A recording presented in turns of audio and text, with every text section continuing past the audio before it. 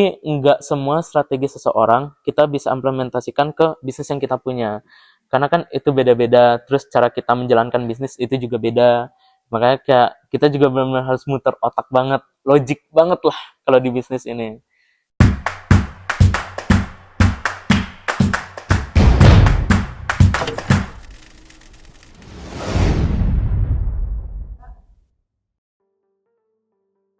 Halo Febswan, selamat datang di podcast kita yaitu Essence Talk.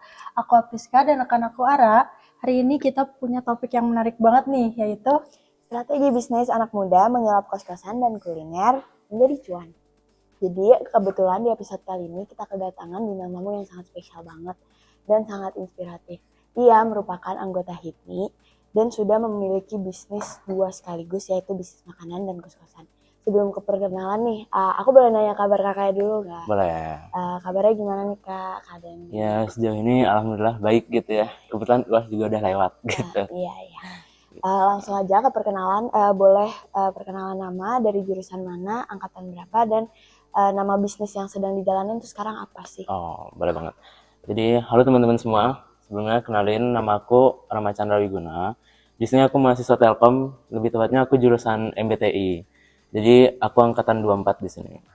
Nah, untuk bisnis itu aku ada beberapa. Sebenarnya yang di sini itu aku cuman ada kos-kosan gitu ya. Nah, namanya itu Pondok Rama, nanti ada IG-nya. Gitu. Cuman kalau yang di Bali sih ada beberapa kayak supplier, kayak Rama Fresh Fruit and Vegetable Supplier gitu. Oh, jadi kalau misalkan yang tempatnya di Bandung tuh emang cuma kos-kosan? Iya, betul. Cuman kalau ada kepikiran sih mau bikin kuliner, cuman lihat nanti aja gitu. Ikutin alurnya aja. Iya, betul. Nah, di segmen ini kita bakalan bahas mengenai cerita awal mula bisnis dari Kak Putrama. Boleh nih Kak ceritain gimana sih cerita awalnya bisa terjun ke dunia bisnis? Terus terutama dua bidang ini kan Kakak berbeda ya, cukup Betul. berbeda dari kos-kosan dan makanan. Boleh ceritain? Mungkin aku cerita dari bisnis yang pertama kali ya, yang supplier. Yang dimana itu sebenarnya bisnis yang udah dirintis sama orang tua aku sih sebenarnya.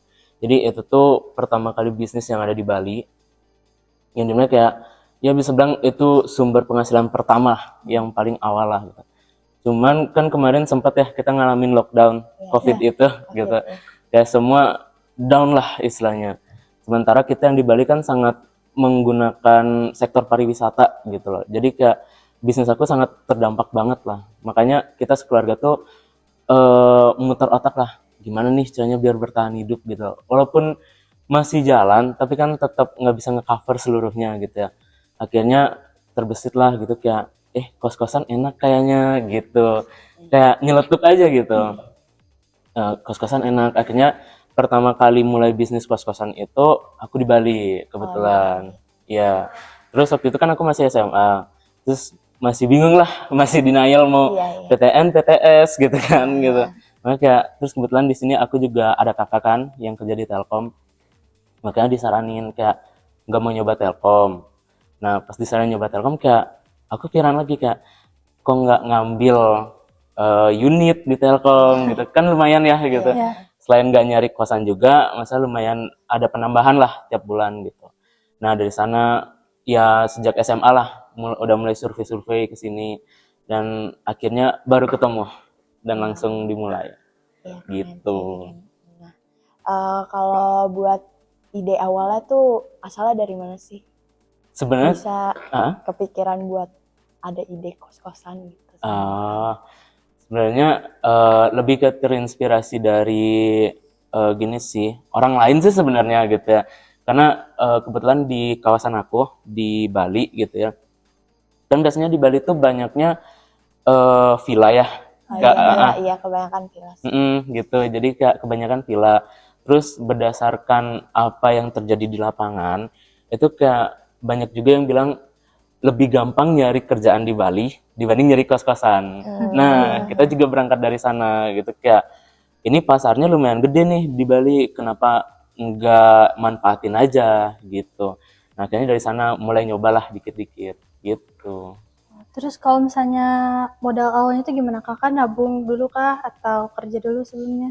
Sebenarnya untuk yang sekarang ini untuk kos-kosan gitu ya, kan itu modalnya sangat gede gitu. Iya. Jadi untuk saat ini masih yang di provide orang tua dulu gitu. Jadi kayak masih gunain budget orang tua lah sejauh ini. Tapi untuk beberapa bisnis yang mungkin udah sempat aku bikin, cuman gara-gara kuliah gitu ya, masih agak mandat-mandat gitu, itu aku ngumpulin duit per bulan sih. Jadi aku ngumpulin duit per bulan gitu, kayak berapa misal per bulan itu 100 sampai 200 ribu.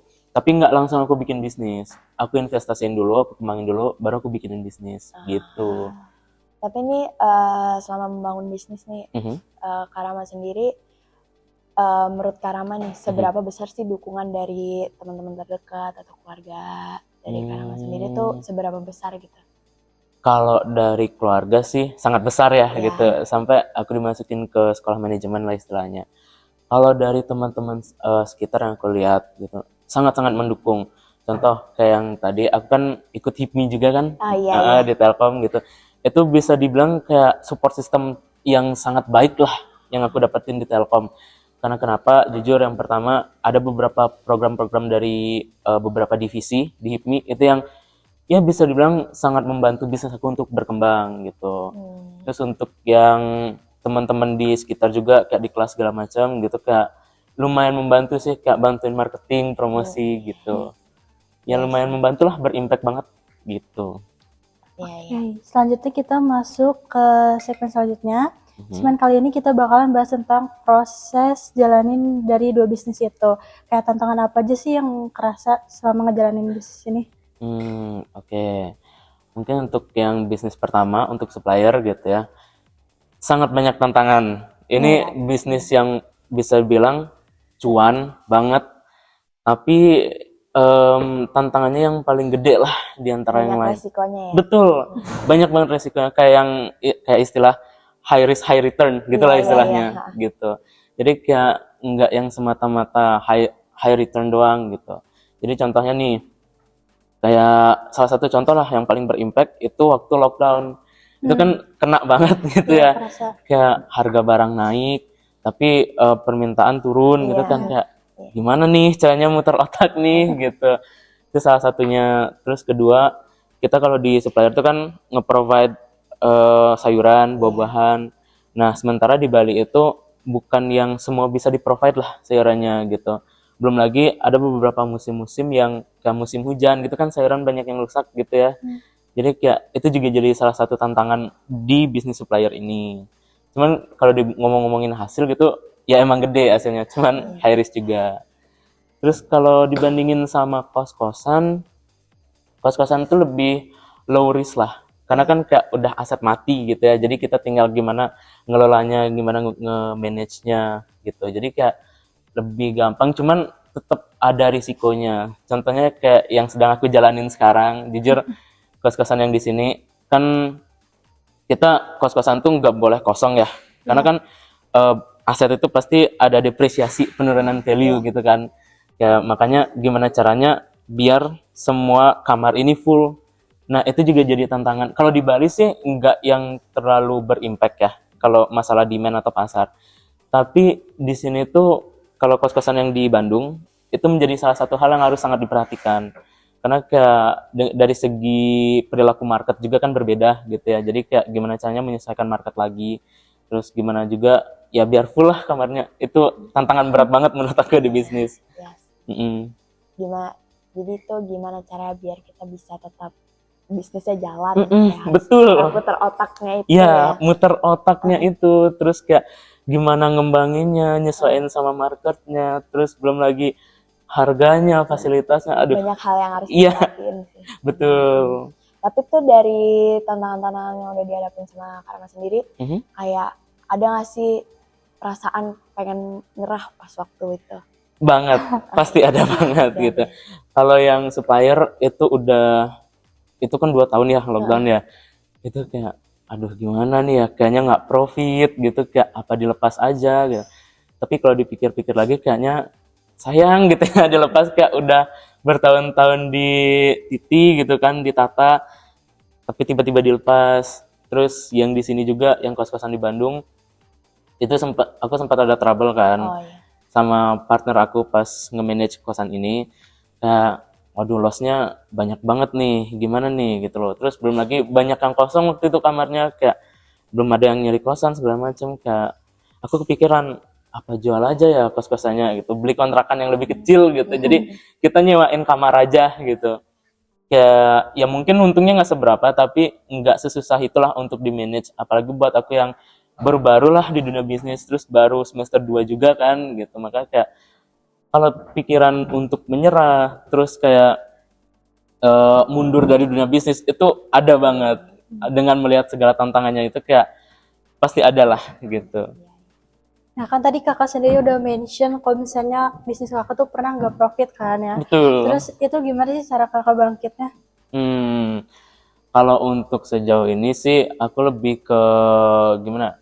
Untuk supplier itu banyak hal yang bisa aku lakuin gimana caranya biar profit.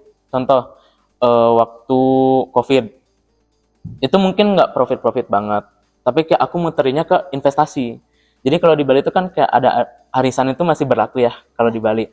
Jadi aku ikut arisan gitu, kayak biar nambah-nambah aja gitu. Terus belum lagi misal kayak akhir-akhir season kayak sekarang nih gitu, akhir mau menjelang akhir tahun gitu ya. Kayak cuaca nggak nentu, harga barang naik gitu. Itu aku biasa muter otak itu buat nyari supplier keluar. Kayak ke Bandung gitu.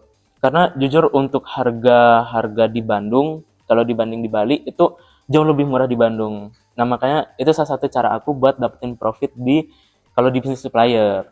Kalau di bisnis kos-kosan sih lebih ke tajemin marketing aja sih, tajemin marketing, terus kayak perbaiki fasilitas segala macam kayak gitu. Hmm, ini sih mungkin kan pasti kalau misalkan di dalam bisnis tuh ada naik turunnya gitu kan. Betul. Nah, terus pasti banyak pengalaman dan wawasan yang udah didapat selama ngejalanin bisnis kan. Kira-kira tuh pelajaran apa sih yang paling berharga yang udah Kak Rama dapetin selama ngejalanin bisnis itu? Oke, pelajaran berharga yang sangat aku dapetin dari perjalanan bisnis ini, yang pertama, kita ada orang kepercayaan boleh, tapi jangan menaruh 100% kepercayaan kepada orang terdekat. Walaupun itu keluarga, saudara, itu jangan sampai gitu loh. Apalagi jangan sampai melibatkan saudara dalam bisnis gitu. Itu jangan sampai. Terus yang kedua,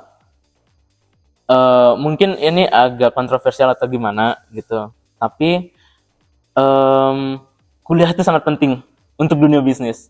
Walaupun banyak yang bilang bisnis itu bisa otodidak segala macam gitu, tapi untuk bisa growth lebih cepet, terus buat dapat relasi juga, kuliah itu sangat penting. Terus yang ketiga, bisnis itu harus ada modal dulu. Gimana caranya? Pokoknya kayak biar ada modal dulu aja gitu. Kalau ada yang bilang kayak bisnis jalanin dulu aja gitu, itu enggak, jangan ya teman-teman. Kalau ada teman-teman yang misal dikasih tahu sama teman atau mungkin orang terdekat gitu kayak kalau mau bisnis jalanin dulu aja gitu, itu jangan, karena itu riskan banget jujur. Apalagi kalau bisnisnya tuh kayak ada jangka tahan waktunya. Contoh kayak F&B itu kan ada waktu gininya ya, rentang waktunya, kayak bisa busuk lah makanannya segala macem gitu. Kalau kita belum tahu gimana itu bisnis, gimana itu flow di dalamnya, gimana caranya manage finansialnya, terus gimana operationnya, gimana analisisnya, itu jangan coba-coba. Jangan coba-coba untuk bikin bisnis, karena Riskan banget. betul, kayak riskan banget lah gitu. Jadi kayak itulah beberapa pelajaran yang aku dapat dari dunia bisnis. Yes. Gitu. Sekarang kita masuk ke bagian yang pasti bikin penasaran banget, yaitu mengenai strategi bisnisnya. Gimana sih kakak ngebagi waktu dan fokus untuk dua jenis bisnis yang lagi kakak jalanin sekarang? Oh, ngebagi waktu ya. Itu tantangan banget sih buat aku. Apalagi kuliah, organisasi, bisnis gitu kan. Untuk pembagian waktu itu aku bagi waktu 50-50. 50 untuk kuliah, 50 lagi untuk bisnis, untuk organisasi, sama untuk yang lain-lain lah, sama nongkrong segala macam gitu. Tapi beruntungnya aku bukan yang secara langsung terjun ke bisnis. Maksud aku kayak misalnya yang di Bali, aku bukan yang langsung terjun di Bali gitu. Jadi aku nge-manage-nya aja. Jadi kayak istilahnya freelance lah gitu, bisa dikerjain di mana aja. Jadi waktu kelas pun kalau lagi ada problem gitu di bisnisnya, ya bisalah aku bantu-bantu dari sini gitu. Terus kayak tentunya kalau buat teman-teman juga nih, buat yang masih kuliah tapi tetap mau bisnis, tetap utamain kuliah.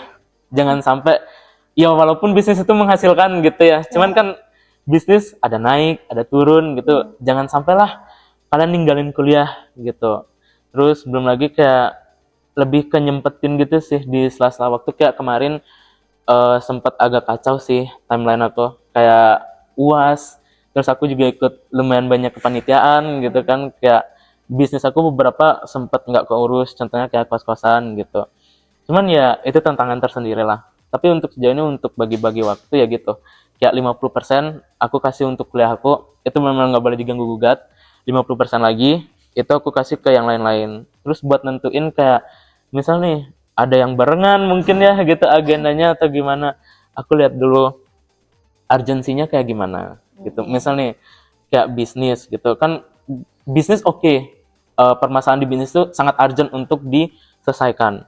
Tapi ada beberapa masalah-masalah dalam bisnis kayak kita bisa tunda dulu. Ini bukan untuk mengajarkan untuk menunda pekerjaan ya gitu, bukan, tapi gimana caranya kita menyelesaikan suatu permasalahan berdasarkan urgensinya gitu. Kayak kemarin contohnya di bisnis aku yang kos-kosan ini mesti ada beberapa renovasi lah gitu, beberapa renovasi, terus kayak pergantian fasilitas segala macam. Sementara di lain waktu aku ada UAS, aku ada panitiaan, maka aku lihat-lihat lagi kayak ini kan bisnis ini masih bisa jalan tanpa aku yang langsung terjun. Jadi kayak aku kan ada penjaga juga kan pasti kos-kosan itu. Jadi aku minta tolong ke penjaga gitu. Jadi bukan ya pinter-pinter lah ngaturin strateginya tuh kayak, karena jujur dalam bisnis itu kalau ngomongin masalah strategi, oke kita bisa terinspirasi dari strategi seseorang. Tapi nggak semua strategi seseorang kita bisa implementasikan ke bisnis yang kita punya. Karena kan itu beda-beda, terus cara kita menjalankan bisnis itu juga beda. Makanya kayak kita juga benar-benar harus muter otak banget, logik banget lah kalau di bisnis ini. Gitu. Jadi ya teman-teman kuliah tuh tetap penting ya buat memulai sebuah bisnis ya. Ya jangan sampai ninggalin Jangan sampai kuliah. tinggalin kuliah. Karena gimana pun sebesar apapun profit yang kalian dapetin di bisnis, tetap lebih mahal UKT daripada profit. Gitu sih prinsip aku. Tapi nih Kak, menurut Kak Rama sendiri, strategi promosi yang paling efektif tuh apa sih? Kayak misalkan dari digital marketing atau dari mulut ke mulut. Menurut Kak Rama sendiri tuh kayak gimana? Bener. Ini menarik sih untuk dibahas ya. Strategi marketing gitu. Sebenarnya di strategi marketing itu kan ada banyak gitu. Kayak sekarang yang lagi hits itu digital marketing. Yang dimana sasaran marketnya itu Gen Z. Generasi Betul. zaman sekarang ya. Iya. Gen Z yang dimana apa-apa males gitu. Bukan males di sini bukan konteks yang buruk gitu ya, maksudnya kayak lebih mengutamakan efisiensi. Gitu. Jadi kayak digital marketing itu sangat masuk kalau market kalian Gen Z. Jadi kayak bukan yang milenial ke bawah lagi gitu. Pokoknya kalau untuk sekarang sih strategi marketing yang aku gunain untuk supplier sendiri itu nggak yang gimana-gimana. Karena kenapa aku bilang gitu? Aku nerapin konsep dalam bisnis aku tuh kayak oke, bisnis aku berkembang.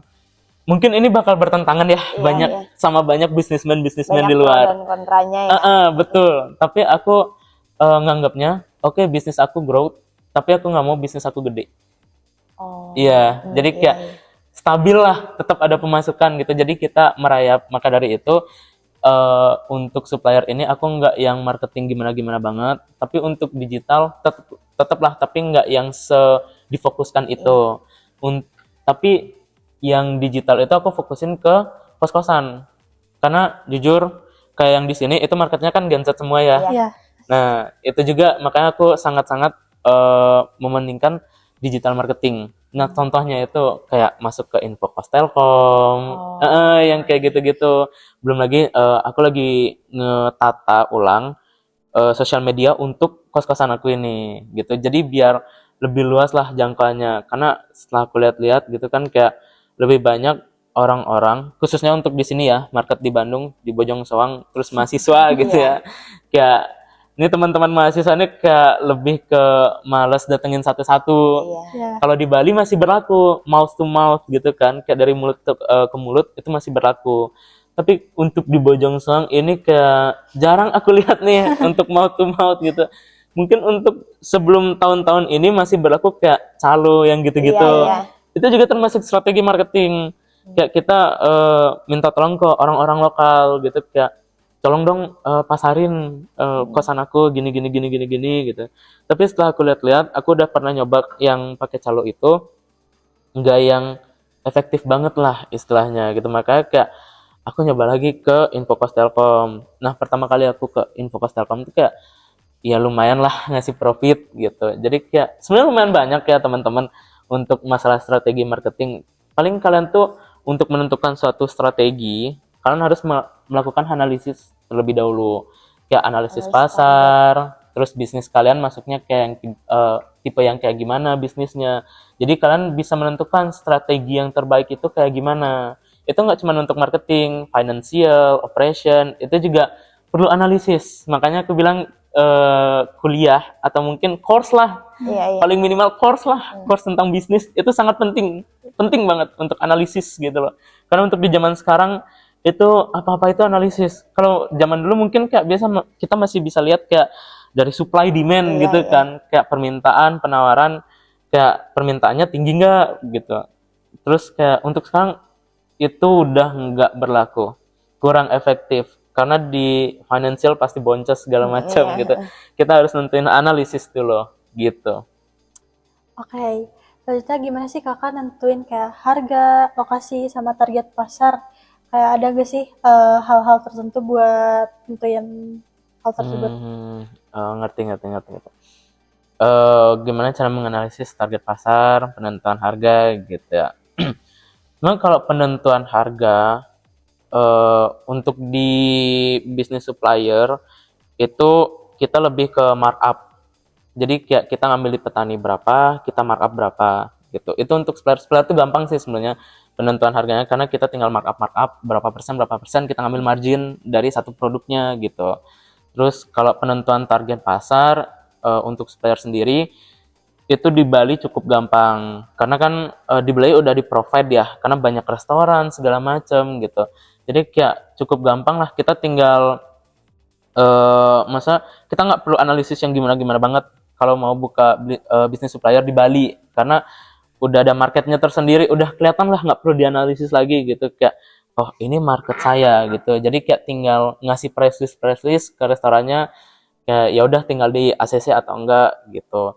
Terus untuk kos-kosan sendiri, nah ini lumayan tricky untuk penentuan harga pertama gitu ya, karena kan kita di sini bermainnya sama aset, kayak tentang fasilitas yang dikasih, keamanan dan kenyamanan yang dikasih segala macem gitu. Belum lagi nentuin berdasarkan tempatnya strategis atau enggak gitu kan. Makanya ini lumayan tricky. Tapi cara aku, mungkin ini bisa buat teman-teman juga yang mau bikin bisnis tapi kayak kos-kosan, peminjaman, rental segala macem gitu. Mungkin kalian bisa cari kompetitor. Kayak kalian cek-cek lah kompetitor yang ada di wilayah itu. Karena jujur, contohnya waktu penentuan harga untuk kos-kosan aku ini, aku benar-benar nyari harga-harga di kompetitor tuh kayak gimana.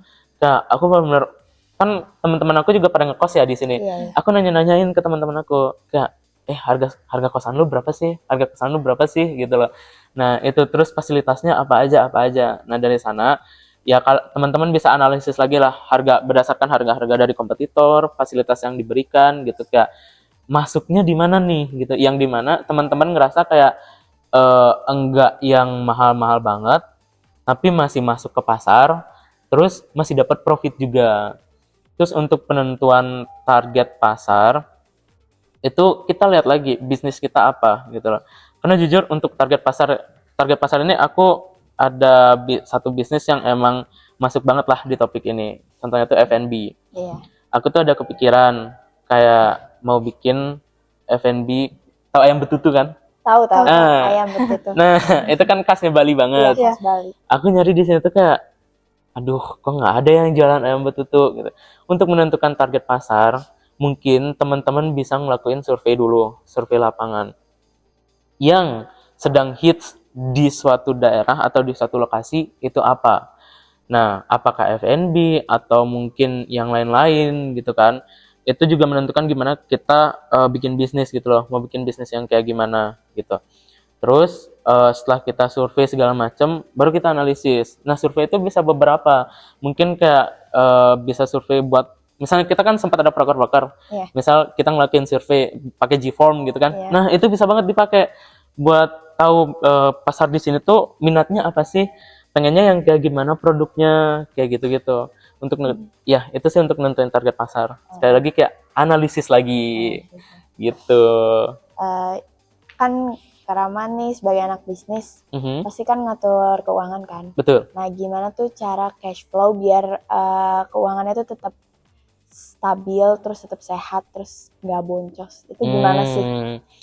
Mungkin untuk aku saat ini bukan yang gimana-gimana banget ya untuk ke financial management sendiri. Tapi yang aku rasain yang berpengaruh ke bisnis aku, at least untuk teman-teman nih kalau yang mau bikin bisnis, at least kalian tahu basic accounting.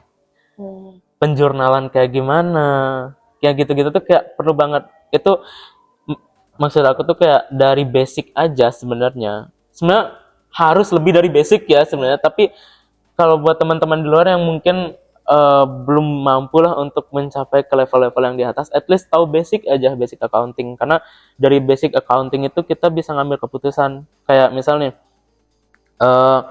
untuk periode ini kita tuh lagi profit atau enggak, itu kan bisa ditauin lah. Mungkin untuk anak-anak manajemen, anak-anak MBTI, anak-anak accounting tau lah maksud aku kayak gimana. Iya, iya. Kayak, dari sana tuh bisa nentuin kondisi keuangan kita tuh kayak gimana, kayak lagi profit kah, lagi loss kah, atau Iya. perlu diinvestasikan lagi kah, atau kita perlu narik investasi kita. Nah itu ya itulah accounting, lagi-lagi accounting. Pentingnya kuliah. Ya? Betul, kuliah. Jadi teman-teman jangan sampai kemakan omongan, jalanin aja dulu, jangan sampai gitu. Oke, sekarang kan banyak banget nih anak muda yang pengen mulai bisnis tapi mentalnya tuh belum siap kan. Betul. Terus menurut kakak sendiri ada gak sih mindset yang harus dibangun sejak awal biar kita tuh sebagai anak muda siap buat mulai bisnis? Mindset yang harus dibangun ya untuk anak muda. Waduh, ini agak tricky sih aku nyampainya karena melihat ini nggak semua ya, ini nggak semua Gen Z atau teman-teman kita yang seangkatan sama kita kayak gitu. Tapi mostly Gen Z tuh, aku kan juga nge-hire ya orang-orang Gen Z gitu kan. Mostly Gen Z itu pengen yang praktis, pengen yang simple. Kalau kalian terjun di dunia bisnis, satu hal yang harus kalian tanemin, nggak ada yang namanya bisnis itu gampang, nggak ada yang namanya bisnis itu cepat. Bisnis itu sangat melelahkan, sangat-sangat melelahkan, dan butuh waktu yang lama untuk mencapai target yang kita pingin. Dan untuk mencapai target yang kita pingin pun, ya nggak semata-mata di bisnis sih sebenarnya. Dari bisnis kita bisa investasikan segala macam. Tapi untuk mindset ya gitu, kayak gimana caranya, kayak agak susah sih sebenarnya ya gitu untuk menyampaikan mindset ini. Kayak mau nggak mau gitu harus dari dalam diri sendiri dulu gitu, kayak harus tanamin. Mungkin teman-teman bisa coba dari yang kecil-kecil dulu kali ya, kayak biar tahu gimana rasanya sedang loss, gimana rasanya sedang profit gitu. Karena jujur di sini aku ngerasa kayak ada yang namanya nggak tahu ya ini agak kasar atau gimana, pewaris dan perintis. Betul kan? Di bisnis itu ada yang namanya pewaris dan perintis. Jadi aku ngerasa dari aku sendiri, walaupun di sini bisa bilang kayak beberapa itu ada pewaris, tapi kalian tuh harus jadi perintis dulu.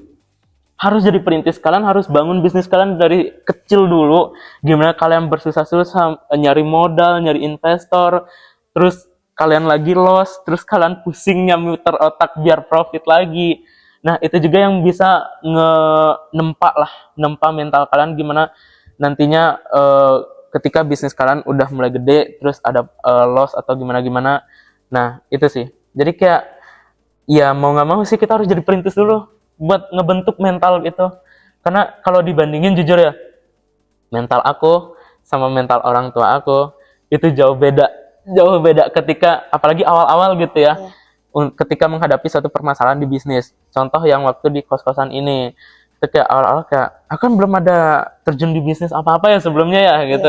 Kayak belum kosong banget gitu. Terus tiba-tiba dikasih bisnis kayak gini, kayak ada masalah gini nih, aduh gimana nih gitu. Apalagi kemarin kosanku sempat banjir kan gitu. Itu kan salah satu masalah bisnis juga ya gitu, kayak aduh gimana ya ini bisnis aku, gimana cara muter otak gitu.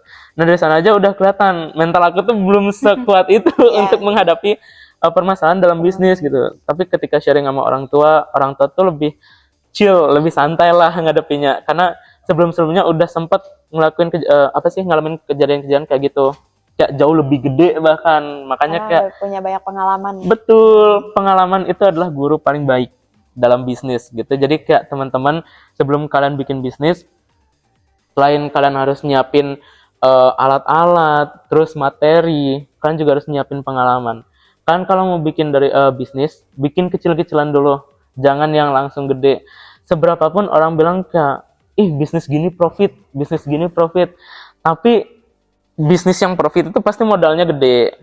Terus manajemennya itu juga pasti complicated lah gitu. Terus strateginya itu pasti yang udah dari intermediate ke high level lah gitu. Jadi kayak untuk teman-teman yang mungkin belum ada basic gitu ya di bisnis, ya mungkin dari kecil-kecilan dulu aja gitu. Jualan itu kan bisnis gitu ya. Jadi kayak dari jualan gitu, jualan di sini kan untuk zaman sekarang gitu enggak yang harus fisik gitu ya. Ada jualan kemarin itu produk digital. Nah, itu bisa banget teman-teman coba-coba tuh. Kayak mungkin jual-jualan ke teman-teman, terus kayak di organisasi-organisasi itu kalau ada broker-broker, ada danusan gitu kan. Nah, itu bisa banget teman-teman jadiin ladang nih buat ngasah mental teman-teman. Kayak kan kalian kalau proker danusan kalau nggak laku kan nombok ya. Nombok. Nah, itu bisa banget nih. Teman-teman tuh jangan sampai nanemin prinsip di otak teman-teman kayak nggak apa-apa deh nombok segini daripada aku capek. Jangan. Kalau kalian mau jadi pebisnis jangan sampai mikirin hal-hal yang simple. Kalau kalian menjadi pebisnis, kalian harus mikirin hal-hal yang ribet. Bukan ribet sih sebenarnya, tapi kayak hal-hal yang bisa bikin hidup kalian ribet gitu. Kayak gimana caranya ini danusan aku dikasih danusan segini, gimana caranya aku bisa ngejualin. Nah itu kan bisa banget tuh, itu benar-benar nempa mental kalian. Ngelatih mental. Betul, ngelatih mental, ngelatih analisis, strategi, itu bisa banget lah dipakai buat teman-teman. Ini kalau di lingkup perkuliahan ya, gitu. Kalau mungkin teman-teman di luar yang mungkin masih gap year atau apa, belum nyampe ke lingkup perkuliahan gitu, bisa banget coba-coba gitu loh. Jadi kayak kalian bisa, kalau sekarang kan kita ada yang namanya BMC, yang gitu-gitu kan. Nah, Lean Canvas, yang gitu-gitu. Bisa banget kalian coba tuh bikin BMC dari bisnis yang kalian punya, yang rencananya kalian bikin. Terus kalau udah, nanti kalian bisa bikin proposal. Nah, kalian bisa tuh nyari sponsor-sponsor, keluar kayak ke perusahaan-perusahaan gitu. Di sini modal itu nggak harus kalian minjem. Jadi kayak bisa orang-orang juga mensponsori kalian.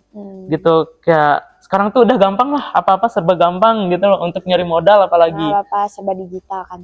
Serba digital, promosi juga bisa digital gitu loh. Terus kalau buat teman-teman yang masih takut gitu misalnya, bisa kita di bisnis kan ada yang namanya sistem PO gitu ya, pre-order. Betul gitu. Itu bisa banget dimanfaatin kayak kalau teman-teman takut nih buat bikin produknya, takut nggak laku atau gimana gitu ya. Teman-teman bisa banget nih open PO. Kayak kemarin, kayak waktu awal-awal aku waktu puasa kemarin. Nah, itu kan aku lagi pengen bikin bisnis juga kan, cuman masih agak takut-takut lah, modal aku juga belum seberapa. Nah, aku gunain sistem PO gitu, kayak aku post dulu di sosial media, aku marketing dulu. Aku lagi jualan ini nih, ayo yang mau bisa di DM atau WA. Nah, langsung lah kalian bikinin gitu. Menurut Kak Rahman nih, kalau misalkan buat ngebangun sebuah bisnis tuh perlu adanya mentor nggak sih? Terus tuh gimana caranya Kak Rahman biar tetap selalu termotivasi, nggak gampang give up? Kalau mentor di sini menurut aku perlu-perlu enggak. Kenapa aku bilang perlu-perlu enggak? Mungkin untuk orang-orang yang memiliki privilege kayak budget lebih, itu kalau kalian mau nge-hire mentor gitu, perlu banget. Nggak apa-apa, sangat nggak apa-apa banget, malah lebih bagus. Kayak lebih ke konsultan lah istilahnya gitu loh kalau kita di bisnis. Kayak jadi nanti nanti si konsultannya ini bisa ngebantu teman-teman nanti kayak gimana enaknya kedepannya bisnis teman-teman, apa langkah-langkah yang harus teman-teman ambil gitu loh, apa langkah-langkah yang harus diambil, strategi gimana yang harus diterapkan dalam bisnis ini. Tapi untuk teman-teman yang belum memiliki privilege untuk nge-hire konsultan, itu sebenarnya fine-fine aja untuk nggak nge-hire konsultan. Tapi emang jalannya agak lebih berat Iya. karena kalian harus memulainya sendiri. Otodidak ya. Betul, Otodidak. otodidak tanpa ada yang mengarahkan. Kalau dibandingkan tetap ya kayak kita berjalan sendiri dibandingkan dengan berjalan dengan ada yang mengarahkan, pasti lebih gampang dengan ada yang mengarahkan gitu kan. Tapi di sini ada solusinya teman-teman. Kalau teman-teman belum mampu lah untuk nge-hire konsultan. Nah, solusinya apa? Kita gabung ke komunitas-komunitas. Kita cari komunitas-komunitas tentang bisnis, cari orang-orang yang emang berpengalaman di bisnis gitu, kayak ya mungkin dari apa yang mereka paparkan kita bisa minta, misal kalau kita join komunitas kita bisa minta solusi atau saran lah gitu loh. Ya bisnis aku lagi ada masalah gini nih, enaknya gimana ya? Atau enggak mungkin kita bisa balut obrolan itu dengan nongkrong-nongkrong kayak biasanya gitu. Jujur kayak kita di HIPMI nih. HIPMI kan salah satu organisasi yang berkecimpung di bidang bisnis ya gitu. Nah, itu tuh kayak bisa banget untuk teman-teman di universitas, bisa banget tuh manfaatin HIPMI itu. Karena kenapa, kayak berdasarkan yang aku jalanin di HIPMI itu kayak banyak banget orang-orang HIPMI yang emang udah punya bisnis lah istilahnya. Yang dimana teman-teman itu bisa tanya-tanyain lah, bisa kalian jadiin konsultan lah gitu loh, bisa jadiin mentor lah gitu, walaupun bukan mentor pribadi gitu ya, bukan yang ngurusin bisnis kalian aja, tapi at least kalian tuh ada pegangan lah, ada yang nge-lead kalian untuk membangun bisnis kalian ini. Karena kayak kemarin itu waktu bisnis kos-kosan aku lagi drop-dropnya gitu ya, untungnya aku ketemu sama salah satu cutting di HIPMI. Nah, dia juga ada kos-kosan gitu kan, makanya aku saling sharing-sharing lah. Karena di sini aku juga nggak punya konsultan pribadi gitu ya. Terus keluarga aku juga nggak yang begitu tahu tentang kos-kosan, makanya aku nyari organisasi-organisasi yang bisa membantu aku untuk nge-growth bisnis aku ini. Gitu. Oke, sekarang kita masuk ke segmen selanjutnya. Nah, di segmen ini nih cocok banget buat teman-teman yang dengerin dan pengen mulai bisnis juga. Apa sih tips paling realistis yang bisa kakak kasih? Tips yang paling realistis? Ya, untuk mulai bisnis ini. Untuk memulai bisnis ini, tips dari aku. Ya. Oke, mungkin kalau dari aku, mungkin bisa bilang sekalian memotivasi juga ya gitu. Yang pertama, kalian harus money oriented. Gimana pun bisnismen itu money oriented. Kalian pebisnis harus money oriented. Ini agak kejam terdengarnya, tapi bisnis itu the real business, kalau kalian tahu itu nggak ada yang namanya kemanusiaan. Kasarnya kayak gitu ya, kasarnya ya gitu. Tapi kayak kalian harus money oriented dulu. Kayak ya itu kayak kalian tuh termotivasi gitu. Kalian harus uang gitu. Karena kan di bisnis nyarinya uang ya, profit gitu. Jadi kalian harus money oriented banget gitu loh. Kalau kalian masih kayak ngerasa diri kalian masih ada, ini bukan aku nyuruh kalian mematikan sisi kemanusiaan kalian, bukan ya gitu. Tapi kalau kalian masih ada yang takut-takut, ada rasa nggak enakan gitu, kayak jangan masuk ke bisnis, karena di bisnis tuh sangat kompetitif banget, sangat kompetitif. Contoh kayak kos-kosan ini, gimana pun kayak aku yang baru masuk di sini pasti sangat ngerasa lah kayak gimana lingkungan di sini gitu loh. Apalagi tahu ownernya langsung di sana gitu kan. Apalagi dengan owner kosan yang lain yang di sebelah aku, itu kayak sangat kompetitif. Kalau kalian nggak enakan gitu, kasarnya kalian dead lah di dunia bisnis ini gitu. Kayak kalian gimana pun, walaupun sampai nanti bisnis kalian benar-benar sampai titik penghabisan, kalian harus tetap money oriented, kalian harus tetap kompetitif gitu loh. Kayak gimana cara kalian mempertahankan bisnis kalian? Karena kan kita sebagai pebisnis cuman dapat duit dari sini ya, dari bisnis ini gitu, yang dari bisnis yang kita jalanin. Ya udah gimana caranya bisnis kita growth gitu loh. Tumbuh gitu loh. Whatever lingkungan sekitar kayak gimana, kayak misalnya kita sedang menjalankan bisnis, kita sedang dalam operasi bisnis, kalian harus menghiraukan gimana lingkungan sekitar gitu loh. Contohnya nih, kasarnya kayak kemarin di aku ada sempat satu kasus. Ini kasus aku sih di perkuliahan gitu ya. Bisnis aku benar-benar lagi perlu aku banget gitu, kayak teman-teman aku juga lagi perlu aku banget. Ini sebenarnya kasar sih, masa kayak nggak bagus untuk dilakukan gitu loh. Tapi kayak mau nggak mau gitu loh, bisnis menuntut kalian gitu, kayak kalian harus mengutamakan bisnis kalian gitu loh. Kayak sama kayak ke saudara lah istilahnya, ke saudara gitu. Kayak gimana pun ya, kalau misalnya saudara mau minjem duit gitu ya, kasarnya saudara mau minjem duit, tapi berdasarkan cash flow kita di bisnis, kondisi bisnis kita kayak gimana, itu belum memungkinkan untuk meminjamkan ke saudara, ya kita harus tegas gitu. Kita nggak bisa ngasih ke saudara gitu. Makanya aku bilang kayak bisnis itu kejam gitu loh. Nah, contoh pebisnis, aduh ini yang kemarin, kasus yang kemarin tahu kan, yang laut di pagar, tahu kan? Kurang tahu sih. Oh, kurang tahu yang masalah Angguan, yang di Jakarta, PIK, kasus PIK. Oh, PIK. Ya, PIK itu kan termasuk bisnis kan, gitu. Ya, itu salah satu contoh bisnis kayak kalian tuh benar whatever lingkungan sekitar, kalian harus fokus ke diri kalian sendiri, gitu loh. Makanya kayak agak kasar sih jatuhnya, tapi itulah bisnis gitu. Kak Rama, aku mau nanya nih, kalau misalkan ngelola tim tuh kan gak gampang ya? Betul. Biasanya tuh pendekatan Kak Rama ke tim-tim Kak Rama tuh kayak gimana sih? Oke. Kalau tim berarti masuknya ke bisnis aku yang supplier ini. Nah, ini menarik sih untuk dibahas, karena jujur aku juga tertarik gimana cara nge-manage people atau human management gitu kan. Ya, aku udah ngalamin berbagai pengalaman lah bisa dibilang, karena aku udah bekerja sama dengan berbagai jenis Gen Z, Gen milenial yang kayak gitu-gitu kan. Itu kita kalau udah berhubungan sama orang, berhubungan sama human gitu, kita harus fleksibel. Kita nggak bisa yang namanya kaku gitu. Kayak contoh kayak bisnis aku di Bali kayak supplier itu, pendekatan yang aku kasih ya, contoh bisa kalian bonding. Ya oke lah bisnis, tapi kalau dari prinsip aku itu nggak semerta-merta kerja. Aku juga mengutamakan kesejahteraan karyawan yang aku punya, karena gimana pun kita juga perlu tenaga mereka ya untuk nge-growth bisnis kita. Jadi nggak semata-mata kita bisa eksploitasi. Jadi bisa tuh teman-teman gunain peluang itu.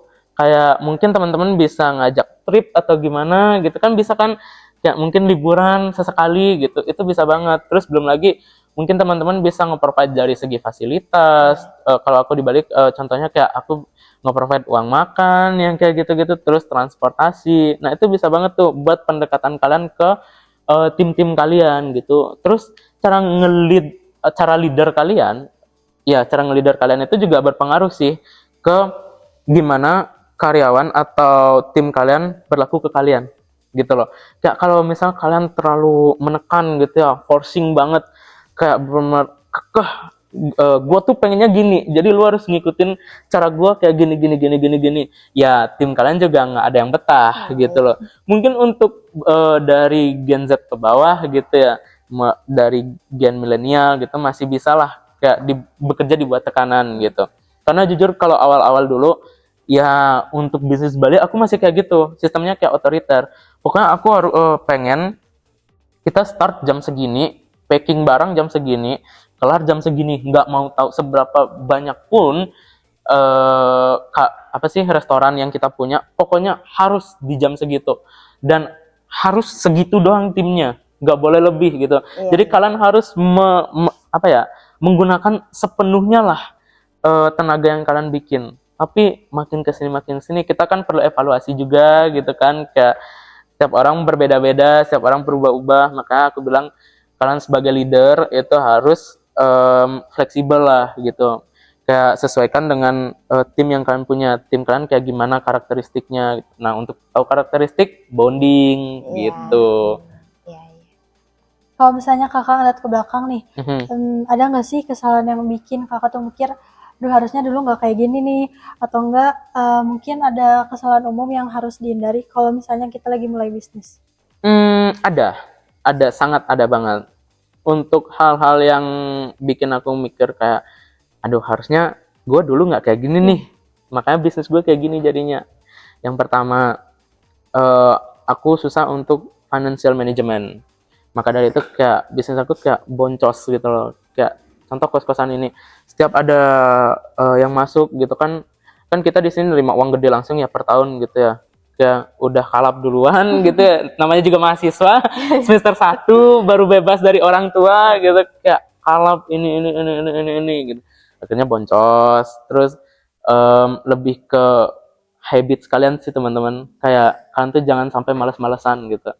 Kayak kalau kalian, kayak yang aku bilang tadi, nggak ada yang namanya bisnis gampang gitu loh. Jangan, kalau kalian mau bangun bisnis jangan sampai males. Jangan sampai males, itu yang pertama. Yang kedua, jangan sampai terlalu gampang percaya sama orang. Jangan jadi people pleaser. Itu jangan sampai teman-teman jadi people pleaser kalau kalian mau membangun bisnis. Kalian kalau membangun bisnis, kalian harus bisa sendiri, kalian harus bisa individu. Karena kayak yang aku bilang tadi, ya kalian nggak ada siapa-siapa di sini gitu loh. Kalian, hanya ada kalian dan bisnis kalian. Gitu sih kalau dari aku. Paling itu tadi pertanyaan terakhir ya kak ya. Oh, oke. Makasih banget kakaknya udah mau datang di sini. Aman. Banyak banget insight yang kita dapat di sini buat dipraktekin ke depannya kalau misalnya kita mau mulai bisnis, terus pastinya juga bermanfaat banget. Thanks buat Kak Putrama udah sharing di sini. Semoga bisnis yang lagi kakak jalanin sekarang makin sukses. Sebenarnya aku juga makasih banyak nih udah diundang ke sini gitu. Makasih juga udah nyempetin waktunya. Siap, aman Jadi gitu. buat kalian yang semua udah dengerin podcast ini, jangan lupa di-share ke teman-teman kalian atau keluarga kalian yang lagi mikirin ide bisnis, dan jangan lupa follow IG dan TikTok kita yaitu @fetch.bmfebunitel biar kalian gak ketinggalan informasi-informasi menarik lainnya. Jadi stay kreatif, stay inspired, dan sampai jumpa di episode selanjutnya. Dadah! Bye.